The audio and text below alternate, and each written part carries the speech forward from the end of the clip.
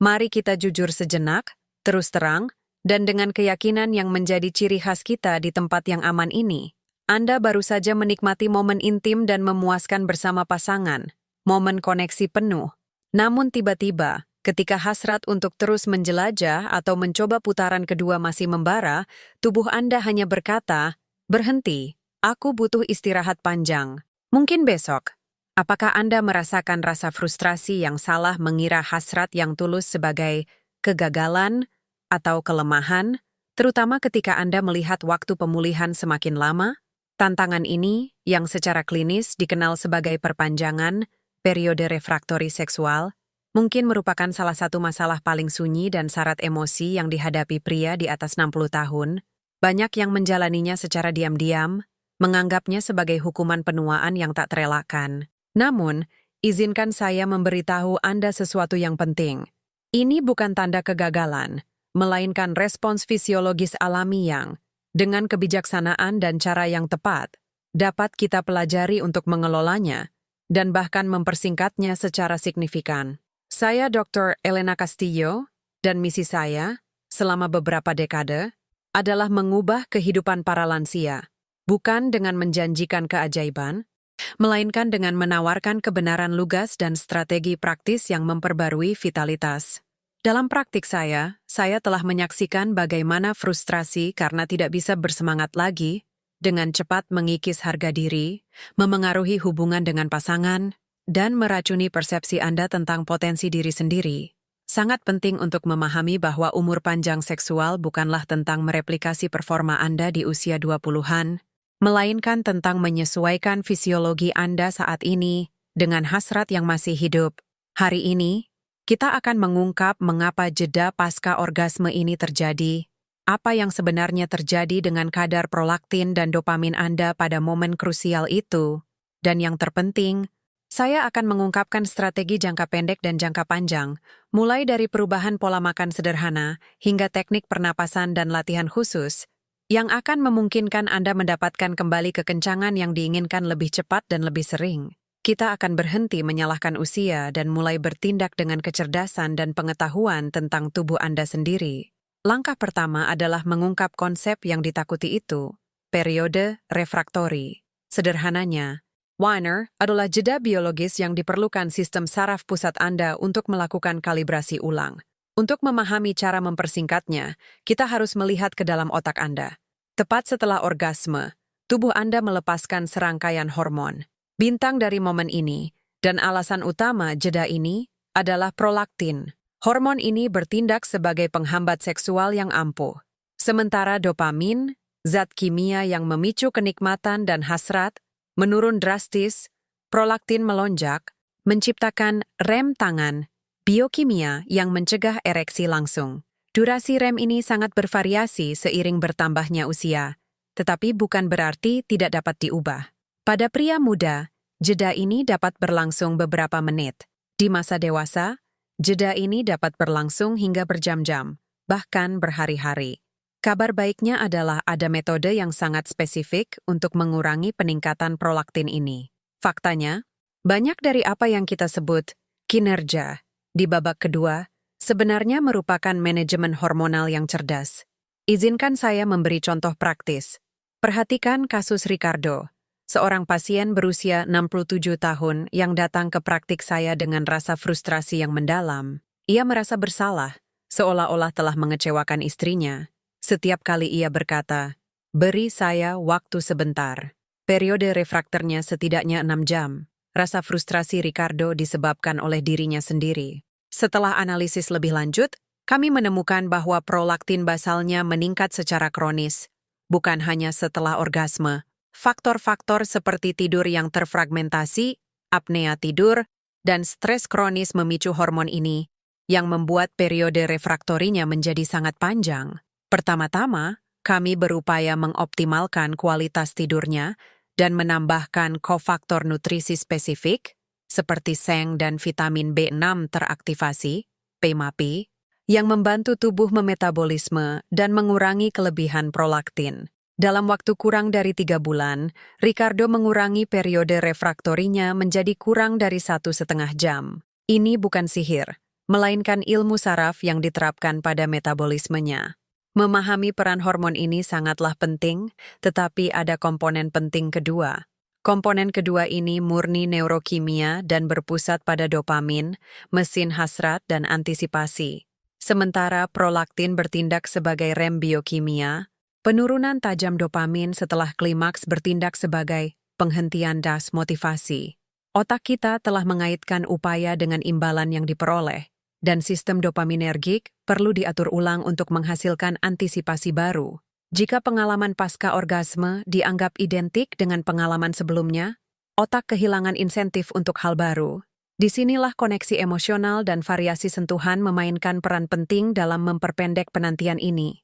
Jika Anda mempertahankan keintiman tanpa langsung mencari penetrasi, jika Anda mengeksplorasi bentuk kenikmatan non-koitus lainnya, Anda merangsang jalur dopaminergik yang baru.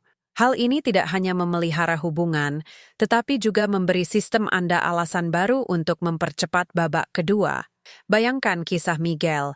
Miguel merasa setelah orgasme pertamanya, tubuhnya langsung mati, setidaknya selama 2 jam. Tekanan dari pasangan atau rasa penting diri akan memicu kortisol, yang meniadakan upaya reaktivasi dopaminergik. Bersama Miguel, kami mengembangkan konsep jeda aktif. Kami menggunakan waktu tersebut untuk memelihara koneksi dengan cara yang benar-benar baru, tanpa ekspektasi penetrasi langsung. Hal ini memicu hasrat akan hal-hal baru yang merupakan akselerator dopaminergik sejati. Keintiman tidak harus repetitif. Faktanya, variasi merupakan afrodisiak cerebral yang ampuh. Dengan memisahkan keintiman dari performa, Miguel mengurangi periode refraktornya menjadi kurang dari 45 menit. Namun, di luar strategi neurokimia dan gaya hidup ini, ada penghalang ketiga yang sering kita abaikan, yang berhubungan langsung dengan kualitas ereksi sebelumnya. Kualitas ini secara langsung dipengaruhi oleh usia, dan disinilah kita mengamati variasi yang paling mencolok. Pada usia remaja dan 20-an, dengan kadar testosteron puncak dan fleksibilitas pembuluh darah yang maksimal, periode refraktori secara alami lebih pendek, terkadang hampir seketika. Ini adalah masa reaktivitas fisiologis maksimum, di mana fisiologi vaskular memaafkan hampir semua kelalaian. Namun, seiring kita memasuki usia 30-an, 40-an, dan 50-an, kesehatan vaskular menjadi faktor pembatas utama. Elastisitas arteri menurun, dan waktu yang dibutuhkan korpus cavernosa untuk mengalirkan darah sebelumnya dan mengisi ulang untuk ereksi kedua semakin panjang. Dengan demikian, periode refraktori pun semakin panjang. Namun hati-hati, perpanjangan waktu ini bukanlah tanda penuaan, melainkan cerminan kondisi jalan raya, pembuluh darah kita. Kesehatan arteri penis merupakan cerminan langsung dari kesehatan jantung. Jika terdapat hipertensi, merokok, atau diabetes, kerusakan pada endotelium, lapisan dalam pembuluh darah, mempercepat proses ini. Endotelium yang rusak berarti sinyal oksida nitrat, yang penting untuk vasodilatasi, melemah. Oleh karena itu, upaya kedua membutuhkan upaya dan waktu perbaikan yang jauh lebih besar. Lihatlah, alam itu bijaksana. Peningkatan periode refraktori ini bukanlah kegagalan, melainkan tubuh memberi kita sinyal yang sangat jelas.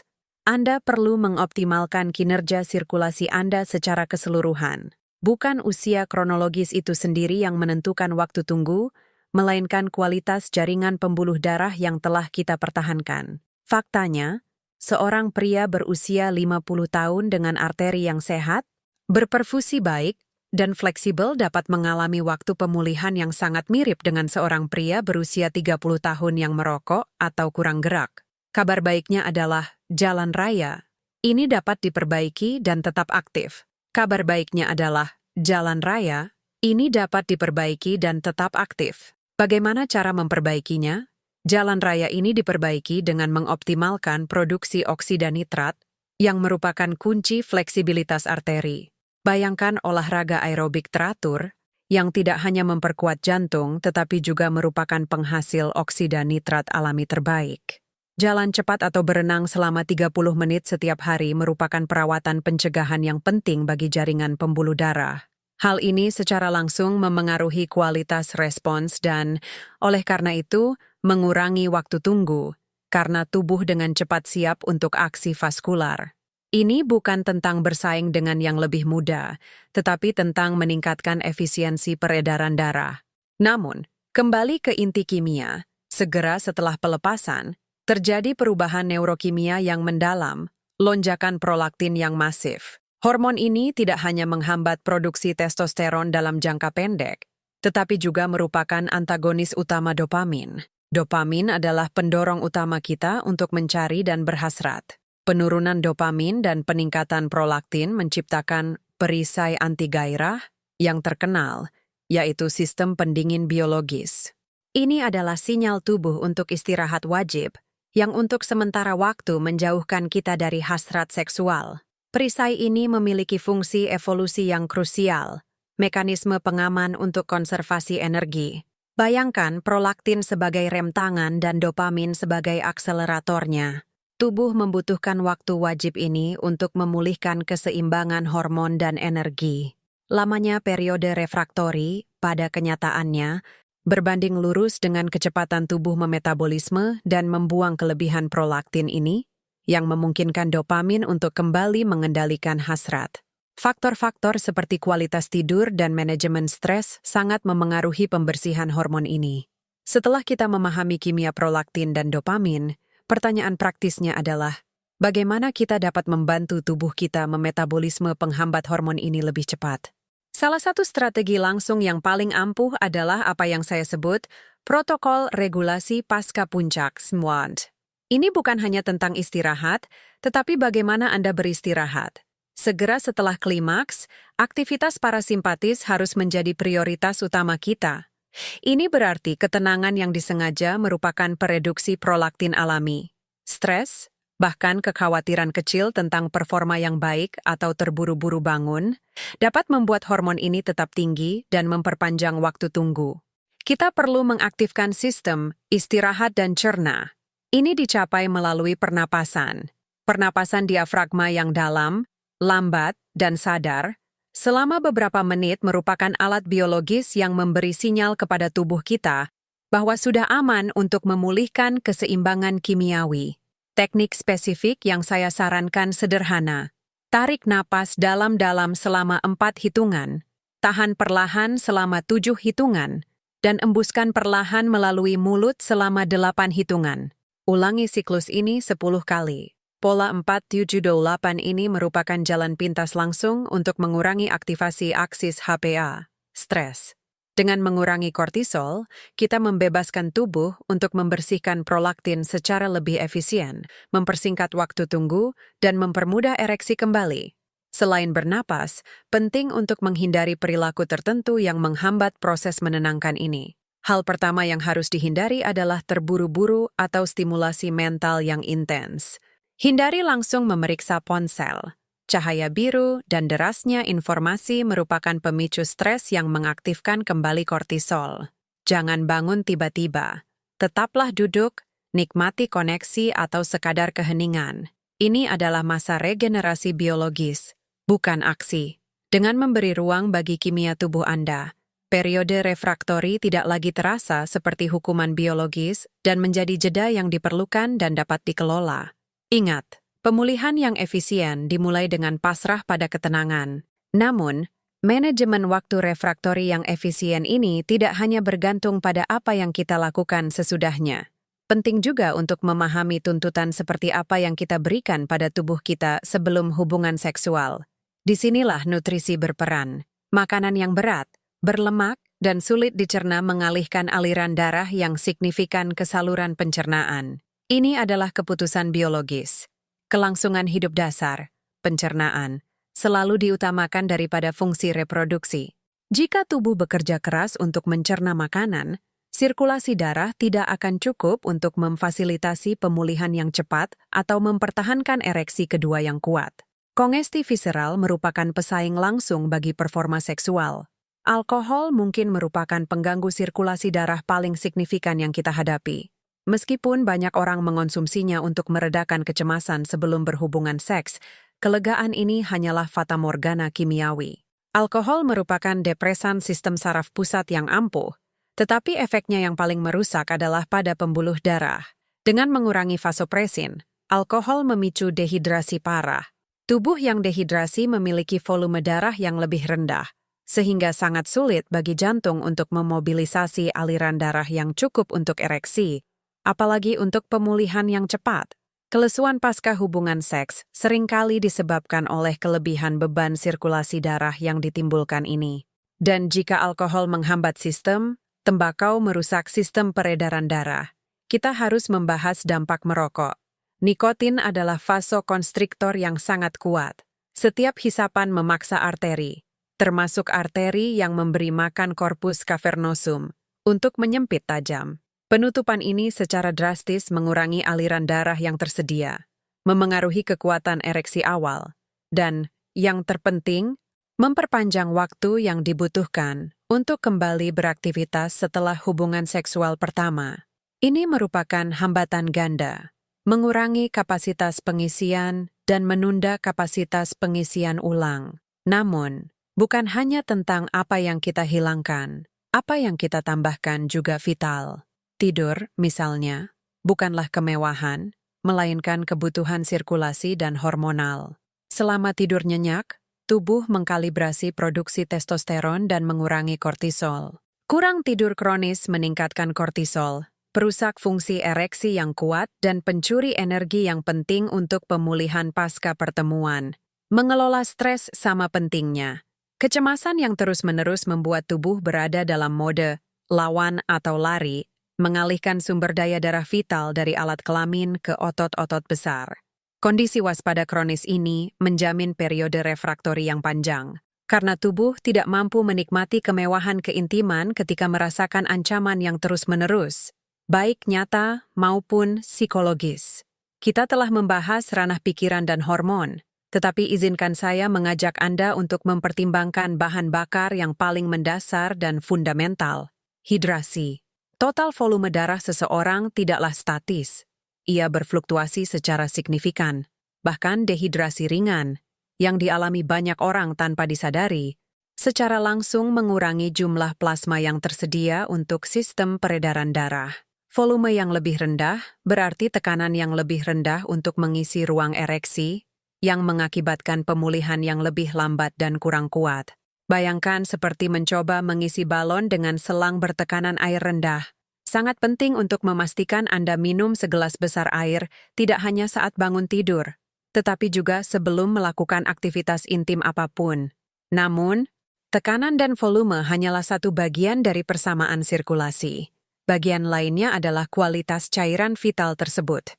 Mesin penggerak pemulihan sel dan pemulihan energi, tak diragukan lagi, adalah oksigen. Jika volume darah memadai tetapi kurang teroksigenasi, sesuatu yang umum terjadi ketika kita bernapas pendek, pernapasan toraks, kecepatan penyembuhan mikrotrauma otot dan pemulihan energi saraf melambat drastis, memperpanjang periode refraktori. Disinilah pernapasan dalam yang disadari berperan. Tubuh, dalam kondisi pernapasan dangkal, hanya mengaktifkan paru-paru bagian atas. Ini cukup untuk bertahan hidup, tetapi tidak cukup untuk kinerja optimal. Kita perlu membanjiri aliran darah, termasuk jaringan cavernosa, dengan oksigen dengan kemurnian tinggi. Untuk mencapai hal ini, kita harus berlatih pernapasan diafragma. Ini bukan tentang terengah-engah, melainkan menarik napas dalam-dalam melalui hidung, membiarkan udara mengisi perut terlebih dahulu, seperti balon, sebelum sedikit mengembangkan dada. Saat mengembuskan napas, lakukan secara perlahan. Latihan penuh kesadaran ini, yang dilakukan selama 5 menit, atau bahkan diintegrasikan ke dalam momen jeda saat bermesraan, memaksa tubuh untuk mengoptimalkan penyerapan oksigen. Tindakan sederhana ini membanjiri tubuh dengan bahan bakar yang diperlukan untuk penyembuhan sel yang cepat dan, dalam prosesnya, memberi sinyal kepada sistem saraf bahwa ia dapat beralih dari mode lawan atau lari ke mode istirahat dan perbaiki, meminimalkan waktu yang dibutuhkan untuk terhubung kembali sepenuhnya dengan pasangan Anda. Jadi, kita telah membahas 3 pilar penting untuk memperpendek periode refraktori, mulai dari alkimia hormonal DHEA dan kortisol, hingga fluiditas oksida nitrat, dan kekuatan revitalisasi pernapasan diafragma yang sadar untuk membanjiri sistem dengan oksigen murni. Ingat, tujuannya bukan hanya untuk pulih, tetapi untuk mengoptimalkan energi dan koneksi Anda. Sains dan kesadaran adalah sekutu terbaik Anda di jalur ini. Saya ingin tahu, pilar mana dari ketiga pilar ini, hormonal, vaskular, atau pernapasan, yang akan Anda terapkan terlebih dahulu dalam rutinitas Anda untuk merasakan perbedaan yang langsung terlihat? Tinggalkan jawaban Anda di kolom komentar. Jika Anda merasa pendekatan ilmiah untuk keintiman dan kesejahteraan ini bermanfaat, silakan berlangganan kanal ini. Aktifkan lonceng notifikasi agar Anda tidak ketinggalan analisis kami, dan bagikan video ini dengan mereka yang mungkin mendapatkan manfaatnya.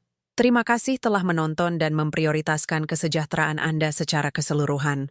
Saya mengirimkan pelukan hangat, dan sampai jumpa di video berikutnya. Saya Dr. Elena Castillo.